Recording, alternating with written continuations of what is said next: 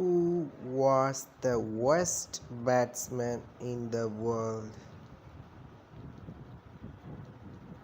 The world. யார் மோசமான பேட்ஸ்மேன்னு பார்ப்போமா? உள்ளதான் போய் பார்க்கணுமா? பேட்ஸ்மேனை உடனே டெஸ்ட் பேட்ஸ்மேனை பற்றி தான் காணிக்குது உடனே.